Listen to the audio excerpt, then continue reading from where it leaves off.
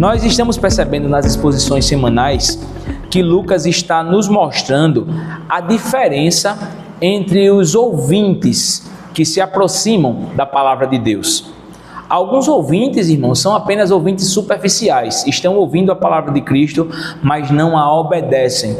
E Lucas e o próprio Senhor Jesus Cristo mostra essa realidade para esses e diz que eles precisam de mudança, que eles precisam de transformação, que eles precisam de nova vida. Contudo, meus amados irmãos, nós vemos aqui que existem outros ouvintes que são ouvintes frutíferos, ouvintes que foram alcançados pela graça, são obedientes ao Senhor e praticam o Evangelho de Jesus Cristo. Esse texto ele vem logo depois daquele conjunto de sermões que Lucas colocou aqui para a gente, onde Lucas pôde, no capítulo 7, por exemplo, nos mostrar que os crentes fiéis são aqueles que praticam a palavra de Deus e resistem às tempestades. Lucas falou isso no capítulo 7. Logo depois ele disse que os crentes fiéis, no capítulo 8, no início do capítulo 8, nos versos de 1 a 3, são aqueles que são transformados e libertados verdadeiramente pelo Senhor. Ele lembrou de Maria Madalena, que foram mulheres que foram alcançadas pelo Evangelho e logo se mostraram muito eficientes em praticar e obedecer aos ensinos de Cristo. Inclusive essas irmãs muitas dessas irmãs sustentavam o ministério público de Jesus Cristo. E aqui, logo depois dessa palavra de Lucas ali para os seus primeiros leitores, nós vemos o Evangelho percorrendo as cidades através da pregação de Jesus Cristo. Cristo ia anunciando aos seus o Evangelho, e isso era uma identidade do povo de Deus. A prática do Evangelho era uma identidade do povo de Deus. Eles eram marcados não somente porque eles ouviam, mas porque eles eram obedientes ao Senhor. A gente vai lembrar que Jesus Cristo ensinou o sermão do semeador. Ele mostrou os tipos de coração. Ele mostrou os tipos de solo. Os tipos de solo eram os tipos de coração. E somente aqueles que tinham o coração verdadeiramente transformado poderiam praticar o Evangelho. E como seria essa prática? Eles produziriam frutos dignos de arrependimento. E existiam alguns solos que eram solos superficiais. Um desses, Satanás, à beira do caminho, é aquelas aves que logo, por a palavra de Deus não entrar no coração, Satanás está sempre pronto a arrancar, inclusive aquilo que foi ouvido. Ele arranca as palavras dos corações para que esses continuem endurecidos e não cheguem ao arrependimento. A gente percebeu isso nos ensinos de Jesus Cristo. Logo depois, irmãos, que Lucas mostra esse exemplo aí, né, da parábola do semeador, logo depois que ele explica essa parábola, ele mostrou os tipos de solo, ele vai trazer aquele sermão último que nós falamos, que foi sobre a necessidade de iluminarmos, de sermos candeias, de refletirmos verdadeiramente a luz de Cristo. Porque para que serve a luz, se não para iluminar? Para que serve a luz, se não para iluminar? Foi essa verdade que Lucas deixou presente para nós, naquele versos, né, de 16 a 18, ali do capítulo 8. Agora, meus amados irmãos, nós chegamos em uma parte importantíssima aqui da Escritura. Maria, a mãe de Jesus, ela vai até o encontro do seu filho e ela agora, juntamente com seus irmãos, porque o Evangelho ele não é claro quanto a esse quesito, se foi Maria que chamou Jesus, se foi os irmãos dele que chamou Jesus, mas o evangelista diz que eles, tanto Maria como os irmãos, estavam à procura de Jesus Cristo para que ele fosse falar com eles. E Jesus traz essa declaração fantástica e surpreendente. Ele diz assim: quem é minha mãe? Quem são os meus irmãos? A minha mãe e meus irmãos são todos aqueles que obedecem e praticam a palavra de Deus. Então ele limita a família dele, né? Quem é a família de Jesus? A família de Jesus são os obedientes e praticantes do seu Evangelho. Consequentemente, esses podem se alegrar porque fazem parte do povo de Deus. Veja, irmãos, Lucas, ele está desafiando seus leitores aqui. Ele está desafiando os seus leitores, pelo menos aqui, para que eles percebam que do início ao fim, Lucas está exaltando sempre Cristo em suas exposições. Os seus sermões falam unicamente do Senhor Jesus. Você vê que uma figura como Maria, ela foi muito exaltada aqui por Lucas. Lucas não está desvalorizando a mãe nem os irmãos de Cristo. porque você olha que ele já falou sobre Maria e muito no seu evangelho. Ele disse que quando Maria estava ali, em um belo dia na sua vida, o anjo veio para ela e disse: Maria, não temas, agraciada, você será a mãe do Salvador. Maria foi elogiada pelo anjo, Maria agraciada. Você vê, por exemplo, que ele falou isso no capítulo 1, verso 30 do seu evangelho. Quando o anjo fala das dádivas desse nascimento e dos desafios desse nascimento, Maria é aquela que, cheia do Espírito Santo, Lucas faz questão de mencionar que ela era cheia do Espírito Santo, que ela foi tomada pelo Espírito de Deus. Ela diz assim: aqui está a tua serva, faça o que o Senhor quiser, aqui está a tua serva. Então veja, Maria é uma obediente praticante para Lucas desse evangelho. Ela, quando está próxima de receber o bebê, ela faz aquela declaração pública, né? Ela canta um cântico conhecido como Magnificar, e ela diz: a minha alma engrandece ao Senhor, e meu espírito se alegra no meu Salvador. E Lucas é tão enfático em falar de Maria, que quanto ao nascimento de Jesus Cristo, no capítulo 2, no verso 19, ele diz assim, que Maria guardava atentamente a todas essas coisas no seu coração, as coisas que iriam acontecer quanto ao reino de Jesus Cristo. Então, em nenhum momento, irmãos, nós estamos aqui desvalorizando Maria. Pelo contrário, nós estamos exaltando Maria, porque ali sim era da família de Deus. Ali sim era uma irmã verdadeira de Jesus Cristo. O ponto aqui é que Lucas está agora mostrando um novo tipo de família, baseado em um novo pacto, em uma nova aliança. Fazer parte da família agora de Jesus Cristo não apenas é possível por causa do pacto de Israel, não é apenas possível porque eu nasci em uma família judia, hebraica, mas agora eu posso ter certeza se eu pertenço à família de Deus, porque eu respondo corretamente à palavra de Deus. O fato de eu responder à palavra de Deus mostra de fato que eu sou da família de Deus. Se eu não respondo e não obedeço à palavra de Deus, então eu tenho que ter dúvida no meu coração. Eu não posso sair dessa igreja hoje à noite dizendo assim: eu sou de Deus, e eu continuo sendo essa pessoa desobediente, não praticante do evangelho. Eu não posso ter essa segurança no meu coração, porque Jesus Cristo não nos dá essa segurança. Ele foi enfático em dizer: a minha mãe e os meus irmãos são aqueles que obedecem e praticam a minha palavra. Irmãos, no Antigo Testamento, Deus já falou sobre isso. Existe um texto de Deuteronômio capítulo 6, verso 4, que Deus diz a Israel: ouça Israel, eu sou o único e verdadeiro Deus de vocês. Os profetas do Antigo Testamento, Jeremias, por exemplo, no seu capítulo 31, ele já disse que Deus daria um novo coração ao povo de Deus, e esse povo de Deus teria a lei de Deus escrita no seu coração. E chegou esse tempo, irmãos, chegou esse tempo onde agora pertencer à família de Deus não é apenas por sangue natural, mas agora é por sangue espiritual. E o sangue espiritual que corre em nossas veias faz-nos obedientes e praticantes da palavra de Deus. A verdade, irmãos, é que no passado Deus reuniu o seu povo em torno da sua lei. A circuncisão fazia parte da lei do Senhor. O bebezinho israelita que nascia, ele era circuncidado, e esse símbolo externo, esse selo externo, indicava que ele seria da aliança, ou que ele poderia ser da aliança. Mas agora no Novo Testamento, irmãos, a aliança consiste em pertencer a Cristo.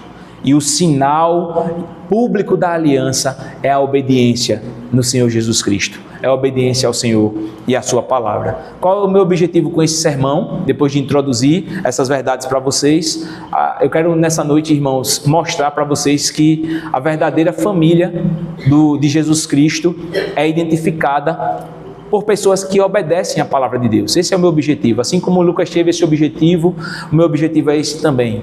Mostrar que a verdadeira família de Jesus Cristo é identificada pela obediência à palavra de Deus. E nós aprendemos algumas verdades aqui com esse texto. Nós aprendemos algumas verdades. Lucas mostra uma primeira verdade aqui. Acompanhe comigo os versos 19 e 20. E a primeira verdade que Lucas mostra para esse tema, né, a família de Jesus Cristo, a família do homem perfeito, é que o homem perfeito mostra que proximidade externa não é suficiente para afirmarmos que somos da família de Deus. Proximidade externa não é suficiente para afirmarmos que somos da família de Jesus Cristo. Olha o que aqui o texto diz aí. A mãe e os irmãos de Jesus foram vê-lo, mas não conseguiam aproximar-se dele por causa da multidão. Alguém lhe disse: a tua mãe e os teus irmãos estão lá fora e querem ver-te. Você está vendo, irmãos, aqui que essas pessoas, a mãe e os irmãos de Jesus Cristo, estavam muito próximas do Senhor. Eles estavam próximos porque não há uma proximidade, humanamente falando, mais próxima, isso é redundante, de que ser da família. Nós somos íntimos na nossa casa, na nossa família, mas Cristo inverte essas ordens, essas coisas. Ele diz assim: olha, está perto não quer dizer que pertence. Está longe pode indicar que está perto. Cristo é muito enfático, né, em quebrar com os nossos paradigmas, com os nossos pensamentos. A família de Jesus Cristo chega perto dele enquanto ele ensina. Lucas menciona isso. Cristo está falando sobre as coisas de Deus. E não há nada importante, irmãos, não há nada mais importante na vida de Cristo do que as coisas do seu Pai, do que as coisas de Deus. Talvez esse seja um indicativo para nós nessa noite refletirmos onde é que anda o nosso coração, como é que nós respondemos às coisas de Deus. Porque Cristo não deixa as coisas de Deus nem para falar com a sua mãe terrena. A pregação para Cristo é tão importante que ele não quer ser interrompido nem por sua mãe e seus irmãos. A mãe dele foi lá com seus irmãos, mas há uma proximidade aqui que nós precisamos atentar para ela. Maria e os irmãos de Jesus Cristo tinham uma proximidade quanto ao sangue, mas aqueles que estavam perto de Jesus estavam próximos de Jesus por causa da palavra de Deus. A Maria e os irmãos de Jesus estavam próximos de Jesus por causa do sangue, mas aqueles que estavam próximos de Jesus, ouvindo a palavra de Deus, estavam próximos de Jesus por causa da palavra de Deus. A multidão está impedindo a família. Lucas narra isso. Diz que eles não conseguiam aproximar-se dele. Veja, esse verbo aproximar aí na Escritura, aproximar-se de Jesus Cristo, no hebraico tem a ver no grego tem a ver com uma ideia mais ou menos assim. Eles tentavam de todo jeito se aproximar. Eles queriam alcançar alguém pessoalmente, eles fizeram de tudo para ter o acesso. Então aqui, só para que você entenda, que Maria chegou até Jesus e ela queria se aproximar de Jesus, essa é a verdade.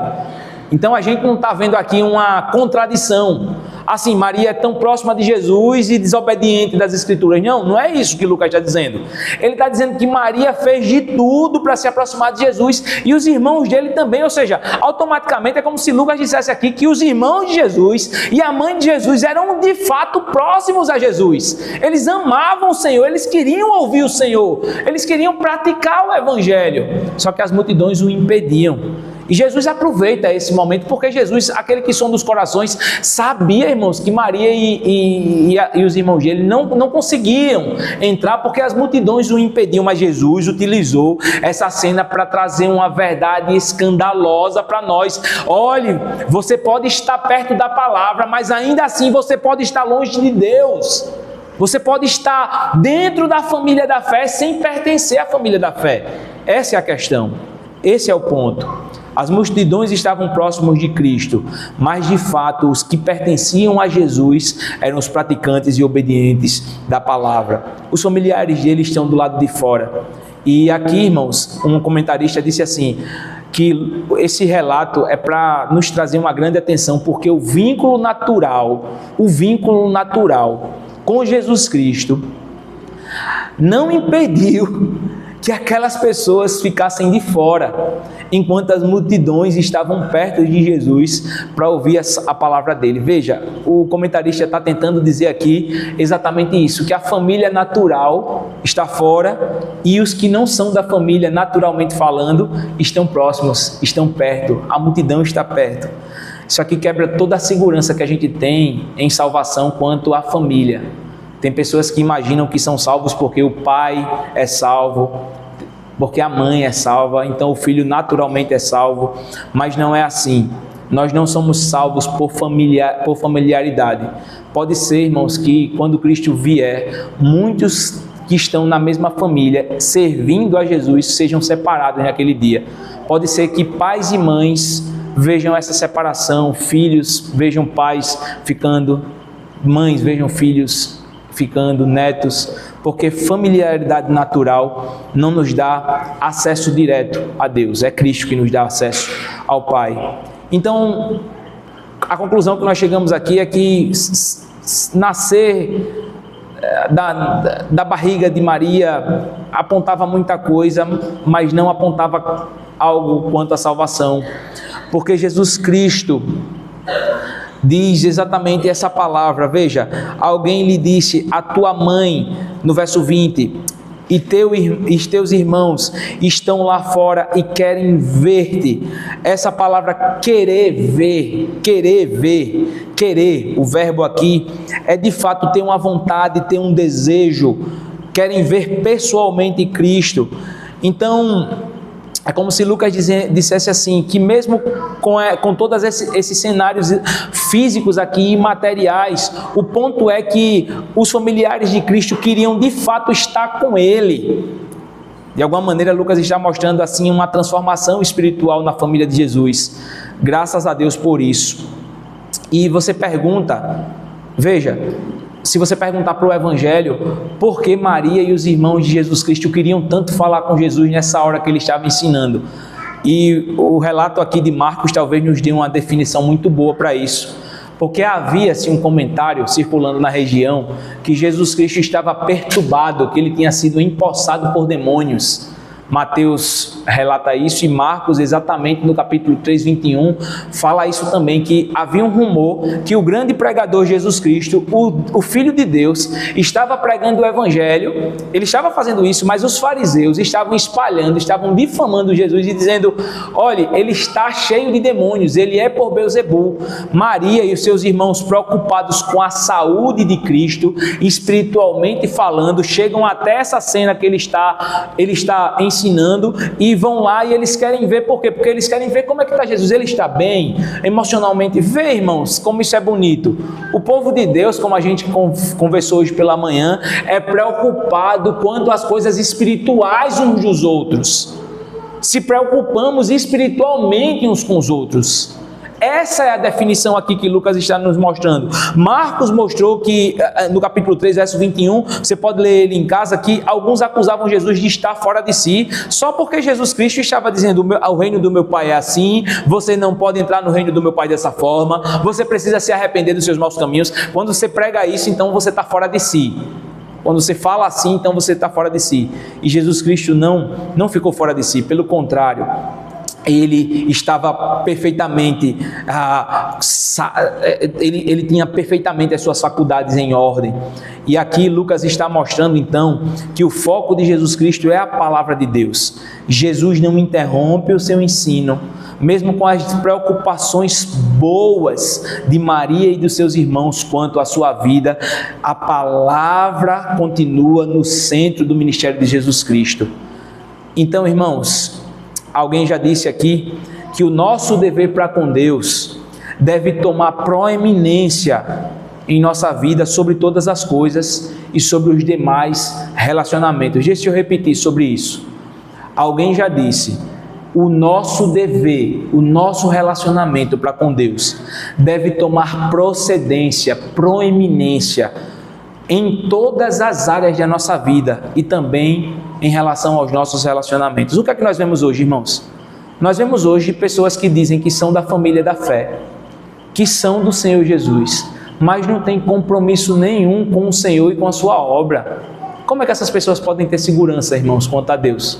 Eu não sei como uma pessoa dessa vive em paz, em saber que ela não tem compromisso com as coisas de Deus, não tem vontade para as coisas de Deus, não tem aptidões para as coisas de Deus, não desenvolve os seus dons. Hoje a gente estudou sobre isso, que o problema da igreja cristã é esse, que existem dois tipos de pessoas dentro da igreja cristã, os membros, e é dever de todo membro trabalhar para nutrir a igreja e exercer os seus dons, e tem os parasitas, que são falsos membros que só estão sugando da igreja e adoecendo a igreja do Senhor Jesus Cristo. Cristo já interrompe isso, ele diz: a minha mãe, para que ninguém se iluda com Cristo, para que ninguém perceba que ele está enganando as pessoas, ele diz assim: a mãe que eu tenho e os meus irmãos são aqueles que obedecem. Então aqui, irmãos, a gente vê que Cristo está trazendo uma nova descendência para o povo de Deus, porque lá em Gênesis 17, o pacto que Deus fez com Abraão foi o pacto da circuncisão. A aliança que Deus fez com Abraão foi a seguinte: os bebezinhos israelitas, eles vão ter a circuncisão, e isso apresenta assim um pacto visível para a nação de Israel. Todo israelita, quando você olhar para o seu prepúcio, ele é circuncidado, logo ele é do povo de Deus. Essa era uma conclusão na antiga aliança. Mas a gente percebeu que esse pacto nas obras, ou das obras, ele não trazia salvação, que nós precisávamos do pacto da graça. E a boa notícia, irmãos, é que os profetas anunciavam um novo coração, mas a boa notícia é que Cristo circuncida o nosso coração. Cristo remove a dureza, a pele morta do nosso coração. E é por isso que nós podemos nos aproximar dele e obedecê-lo fielmente. Graças a Deus por Jesus Cristo. A confissão da gente diz assim: aqueles que estão unidos a Cristo, todo o processo é Cristo, são chamados filhos de Deus e fazem parte da família de Deus. Por quê? Nós pertencemos à família de Deus. A confissão diz: pela graça da sua adoção. Que coisa boa, que privilégio é a gente ser da família de Deus. Então Lucas mostrou aqui nesses versos que o homem perfeito mostrou a sua verdadeira família. E ele mostrou que a sua verdadeira família não é formada por aqueles que estão próximos externamente a ele, mas a verdadeira família de Jesus Cristo é aquela que é formada por pessoas obedientes à palavra de Deus, aquelas pessoas que têm fé e praticam essa fé visivelmente. Que assim seja entre nós, meus amados irmãos. A segunda verdade que Lucas coloca aqui pra gente, irmãos, é que o homem perfeito redefine a sua verdadeira família. Ele mostrou que proximidade não é pertencimento, mas agora ele vai redefinir a família. E no verso 21, a parte A, ele diz assim: ele respondeu, a minha mãe e os meus irmãos são aqueles que ouvem a palavra e a praticam. Jesus respondeu. Essa aqui é a ideia que Lucas está mostrando.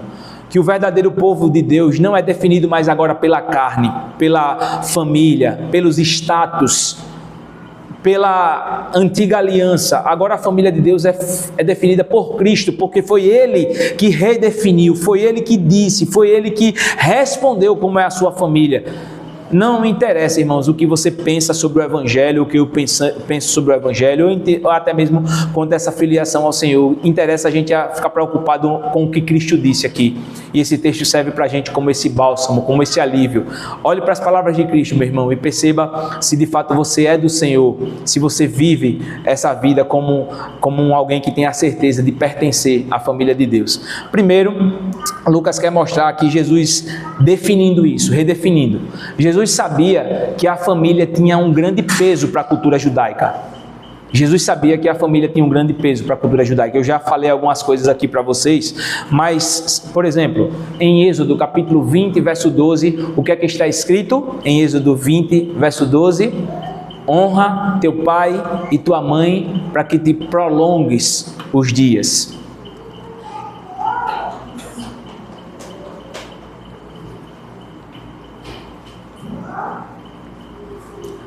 Honra o teu pai e tua mãe para que te prolongues os dias.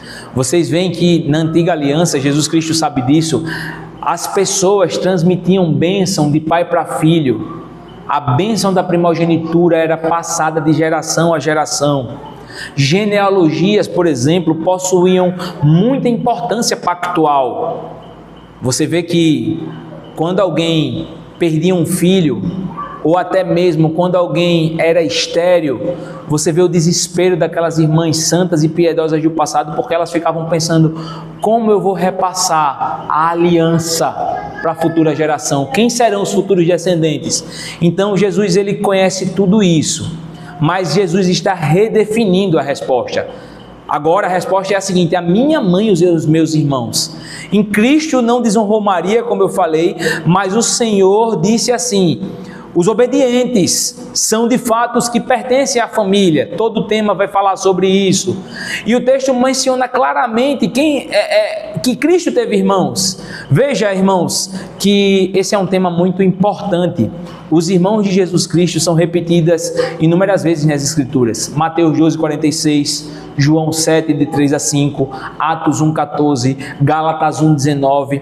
Maria não permaneceu virgem. Essa doutrina quem defende são os romanistas, mas eles estão errados, porque Maria foi virgem quanto ao nascimento de Jesus Cristo, mas não permaneceu virgem. Ela não é perpetuamente virgem, porque ela teve outros filhos. Os evangelhos vão narrar, inclusive, o irmão do nosso Senhor, Tiago, o irmão do nosso Senhor. A Escritura fala em Mateus 1:25 que José não conheceu, não teve relações, não teve intimidade com Maria, enquanto ela não deu à luz a Jesus Cristo, mas logo depois ele teve, com certeza. E então, irmãos, agora Lucas está mostrando que Jesus desloca o privilégio.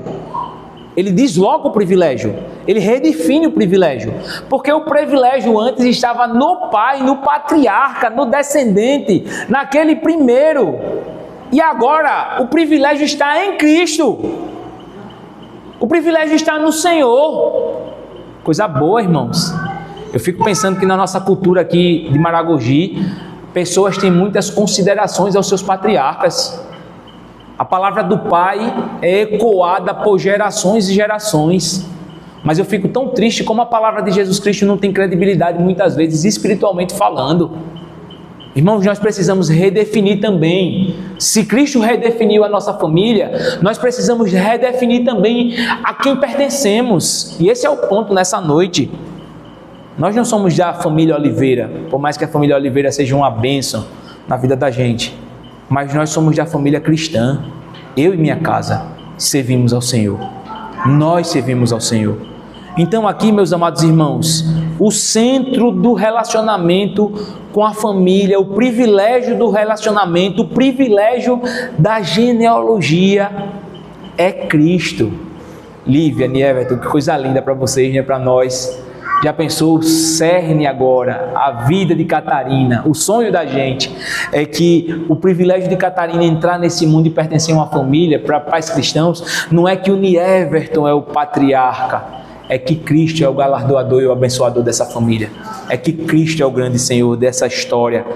Cremos, irmãos, nos nossos filhos, na ideia de que um dia eles forem estarem muito próximos a palavra de Deus, eles podem ser alcançados pelo Evangelho, mas o privilégio do Samuel não é ter nascido na casa do Will ou da Michelle. O privilégio do Samuel é ele ter pais que pertencem a Cristo Jesus. Então, irmãos, isso dá debate teológico aqui nessa noite, tá? Se a gente pudesse aqui comparar duas confissões pedobatistas e batistas, credobatistas, né? A gente tem um debate teológico aqui. Mas eu queria só dar um comparativo aqui para você perceber como essa redefinição de Jesus Cristo mostrou essa diferença entre alianças. Esse é o meu ponto.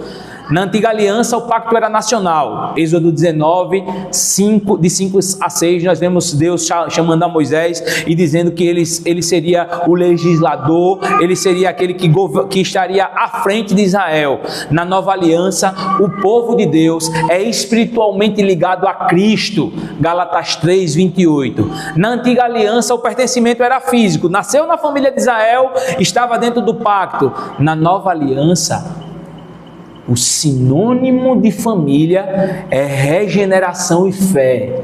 É regeneração e fé. Na antiga aliança, pais e filhos estavam no pacto. Na nova aliança, está incluído apenas os discípulos do Senhor. Apenas os discípulos do Senhor. Na antiga aliança, a circuncisão era externa. Na nova aliança, a circuncisão é interna, é no coração. E é por isso que batizamos, porque temos indícios de que o coração foi transformado. O batismo é algo da nova aliança, não da antiga aliança. A ceia do Senhor é algo da nova aliança. O batismo, ele traz uma descontinuidade e continuidade. Ele traz uma descontinuidade porque ele não é a circuncisão, mas ele traz uma continuidade porque ele vai inserir visivelmente dentro do pacto aqueles que são do Senhor, dentro da família da fé, aqueles que são do Senhor. Nós temos aqui na antiga aliança uma comunidade formada por pais e filhos, filhos talvez não regenerados, uma comunidade mista. Na nova aliança, por mais que tenhamos uma dificuldade às vezes em reconhecer a profissão de fé, mas é mais provável que nós conheçamos a profissão de fé. Então, na nova aliança, nós temos um povo pertencente verdadeiramente ao Senhor, que professou isso publicamente, que disse: Cristo reina no meu coração.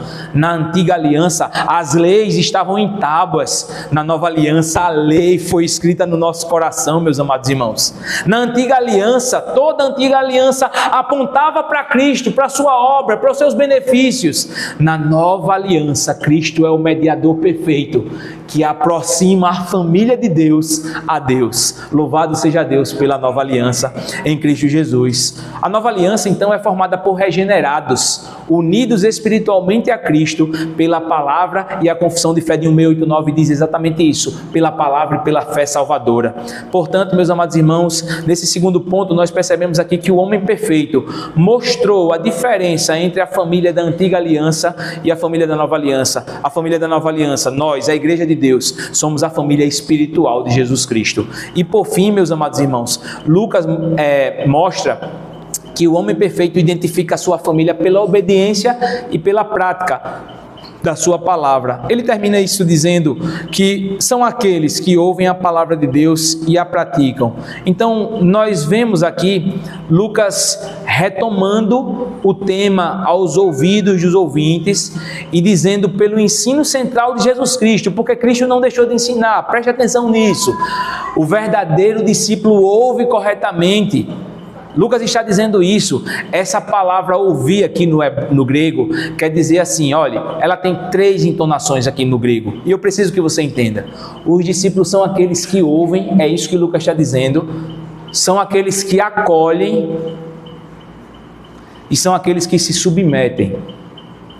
Ouvir para Lucas não é apenas entrar num ouvido e sair no outro. Ouvir para Lucas é ouvir, entendi, eu concordo, acolheu, eu me submeto, começa a praticar. Coisas bem simples, tá, irmãos? Coisas bem simples a gente pode visualizar nessa noite. Por exemplo, os presbíteros dessa igreja, o ensino dessa igreja ensina coisas constantes a gente. Por exemplo, persevere na oração. O que é que o crente faz? Ele ouve, orai sem cessar. Ele diz, é a ordem de Deus. E ele pratica a oração, em casa, no trabalho, na igreja. Irmãos, sei lá, contribuição na igreja, um outro exemplo. É verdade, o sustento da obra de Deus é fruto de mãos que abençoam, de joelhos que oram, mas de mãos que abençoam. Está aqui, Senhor, a minha oferta. É verdade, o domingo do Senhor é para ser vivido totalmente com o Senhor. É verdade. Eu me submeto, Senhor. O domingo não é mais da minha família, não é mais meu, o domingo é do Senhor. Estou dando exemplos, irmãos, do cotidiano, só para que vocês percebam o entendimento que Lucas está mostrando aqui. Era isso que estava acontecendo. Jesus disse bem assim para os discípulos: vão e façam discípulos em todo o mundo. O que é que eles fizeram? Eles ficaram em Jerusalém? Não, eles foram para a Judéia, Samaria, até os confins da terra. Jesus disse assim para Paulo: você vai sofrer para o meu nome. E que é que por meu nome? E o que é que aconteceu com Paulo, irmãos? Ele sofreu pelo nome de Cristo. Você vai ser um apóstolo para os gentios. E aconteceu. Por quê? Porque os servos praticam. Ponto. Então o verdadeiro discípulo ouve corretamente. O verdadeiro discípulo pratica a palavra. A palavra praticar aqui quer dizer exatamente executar o que Deus nos fez. Então a palavra que entrou no coração, ela é visível. Ela é visível. Cristo então redefine a sua família como aqueles que exercem aquilo que Ele manda, como aqueles que executam o que Ele diz. E Ele está então dizendo que só esses é que pertencem à sua família. Irmãos, a verdade que Lucas nos mostrou aqui é que o reino de Deus e que a igreja de Deus especificamente não é formada por admiradores.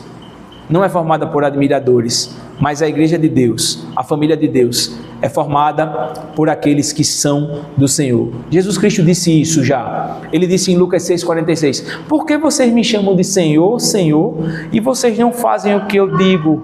Vocês não fazem o que eu peço? O Irbse, falando sobre esse tema, sobre esse tema do pertencimento ao reino, do pertencimento à igreja, ele disse uma frase muito importante, irmãos, eu quero dizer ela para vocês. Ele disse assim: Satanás não se importa muito com o fato de nós aprendermos as verdades bíblicas, desde que nós não vivamos de acordo com o que elas ensinam. Olha o que aqui o Irbse disse, que Satanás não está muito preocupado se nós estamos ouvindo o Evangelho. Agora ele está preocupado se nós estamos praticando o Evangelho. São os discípulos do Senhor que militam contra as trevas e contra o diabo. Mas os ouvintes, os que não são praticantes, o diabo não se preocupa com eles. Já pensou, irmãos, todo domingo a igreja de Deus ouvindo e não praticando? Satanás fica livrinho para fazer o que ele quer. Agora, já pensou a igreja de Deus praticando o Evangelho, sendo as mãos, os pés e o corpo de Cristo nesse mundo? A gente vai lutar contra o inimigo. Ele vai ter que lutar contra nós, porque ele sabe que nós estamos tomando o reino, a força, assim como o Senhor fez. Então é importante, irmãos, a gente perceber que nós devemos ser praticantes da palavra. E a boa notícia, pastor, rapaz, agora o meu coração apertou porque eu estou com dúvida se esse texto, ele de fato é para mim. Claro que é para nós, irmãos, claro que é para você, mas eu estou com dúvida se eu pertenço ou não à família de Deus. Então, se você tem dúvida, pode ser sinal de que você não pertence. Mas a boa notícia para você, Cristo deixou isso. Olha aqui, a minha mãe e os meus irmãos são todos os que ouvem, são todos os que praticam. Veja que esse tempo de Jesus Cristo, ouvir e praticar, é um tempo presente, é aqui e agora, está acontecendo. A boa notícia, irmãos, é que mesmo os moribundos, os distantes do Senhor, mesmo aqueles que estão longe de Deus espiritualmente pela fé, podem adentrar hoje no reino de Deus e na família de Cristo. Essa é a boa notícia, que Cristo não apenas criou no passado uma família, que Cristo está criando e recriando a sua família, e até Cristo voltar, a boa notícia é que eu e você podemos adentrar na família de Deus. Quando eu falo eu e você, é porque eu sou da família de Deus, você sabe disso, mas eu quero dar um acesso e dar para você essa oportunidade de você vir conosco, vir com essa igreja nessa noite e dizer: Senhor, torna-me um obediente da Tua Palavra, torna-me um praticante da Tua Palavra. Meus amados irmãos, a gente viu, irmãos, que esse ensino aqui, por mais simples que ele seja, ele finaliza um bloco de informações muito preciosas que Lucas nos deu. A pergunta que Lucas faz é essa para a gente agora: quais são os benefícios em pertencer à família de Deus? Por que eu devo me preocupar com isso?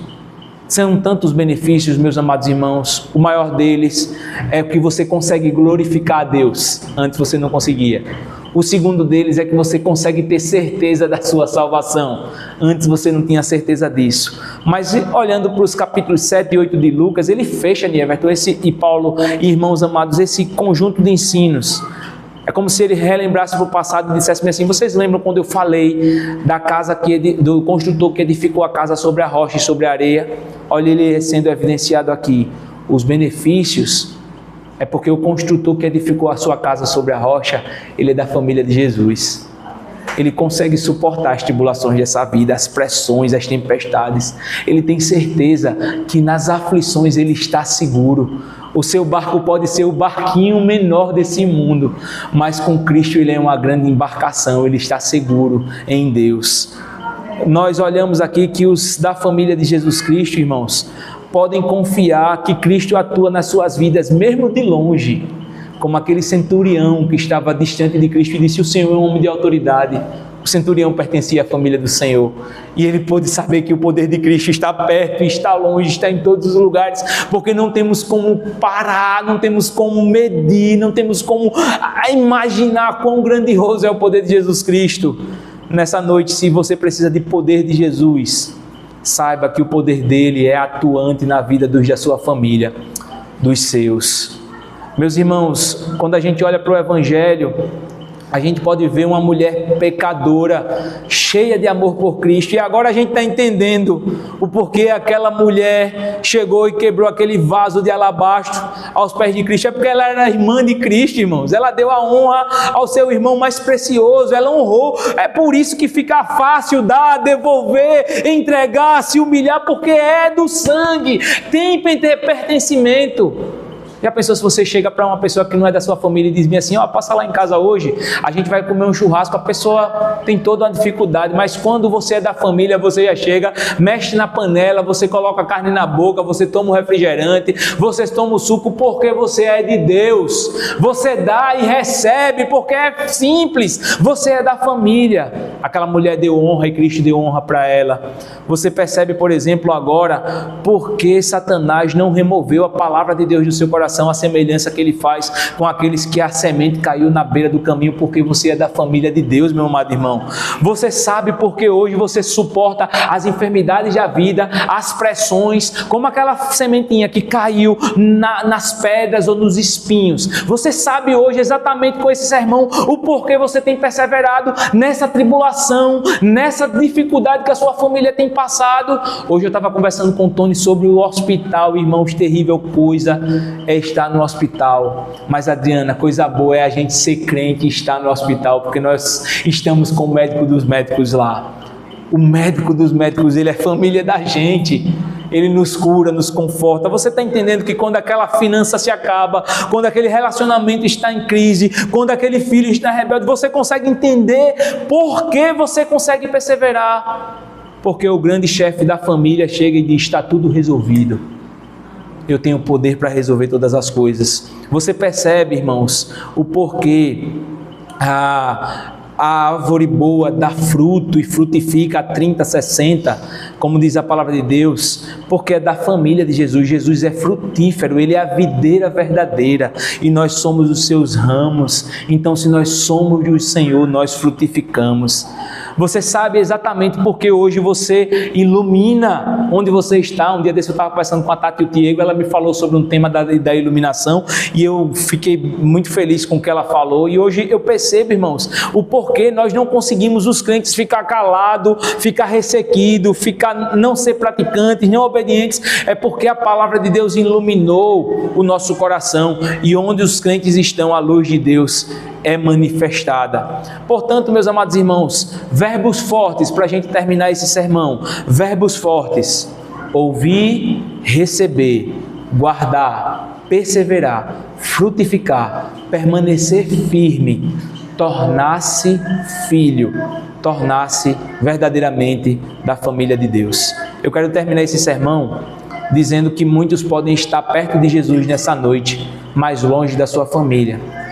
Eu quero terminar esse sermão mostrando, irmãos, que poucos puderam perceber isso quando Jesus estava aqui na terra, que eles não pertenciam verdadeiramente a Deus. Você tem vários grupos, ali em Israel. Você tem os saduceus, os essênios, os escribas, os zelotes, e muitos daqueles grupos de Israel se achavam famílias de Deus, mas não eram. Você tem a notícia boa, irmãos, que Cristo está reunindo mulheres e homens nessa noite, transformando todos esses pela sua palavra, para que eles possam participar da família de Deus. E eu quero concluir esse sermão dizendo que essa igreja, ela faz parte da família do Senhor Jesus Cristo. Essa igreja é uma igreja espiritual. Ela está ao redor da palavra de Deus. Ela está ao redor de Cristo.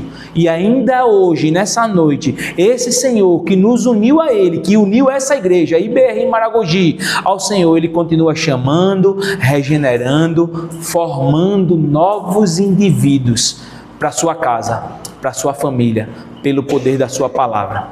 Meu amado irmão, nessa noite valorize a esse povo que Deus te deu, a essa família que Deus te deu.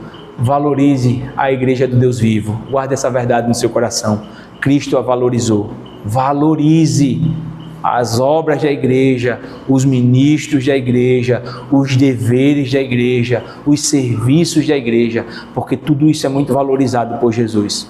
A segunda coisa, meu irmão, que você deve guardar no seu coração hoje é que você não deve ter confiança em ninguém para a sua salvação. Você precisa ter confiança em Jesus Cristo, porque muitos confiam nos seus pais, suas mães, em seus cunhados, enfim, na sua própria família, mas você precisa confiar em Cristo nessa noite. A terceira coisa que você deve guardar no seu coração, irmãos, é que você deve viver em obediência. Você deve viver em obediência, porque Cristo é obediente. Você dizer que pertence a Cristo e ser desobediente é uma incoerência muito grande. Como filhos amados, sede imitadores de Deus. Efésios 5:1. Nessa noite, irmãos, pais cristãos devem entender que eles devem conduzir os seus filhos ao Senhor, mas eles devem depender de Cristo e da sua palavra para a regeneração dos seus filhos. E por fim, meus amados irmãos, Cristo ainda hoje continua formando a sua família. Tenha esperança. Saia daqui com essa certeza de que por mais que seja difícil a conversão daquele que você tanto ora, daquela que você tanto ora, Cristo é poderoso para salvá-lo e trazê-lo para perto de si verdadeiramente. Que Deus aplique a sua palavra em nossos corações e que saiamos daqui nessa noite como verdadeiros filhos de Deus, amados de Deus.